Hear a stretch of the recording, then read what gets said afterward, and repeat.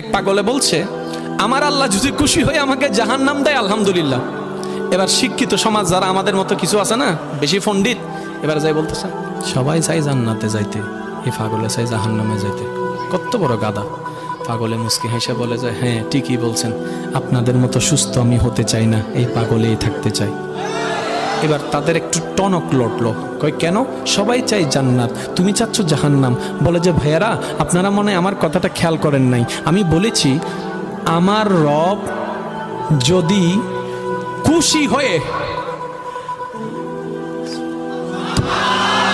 আমার রব যদি খুশি হয়ে আমাকে জাহান্নাম দেয়, আমি সেটাও নিতে রাজি।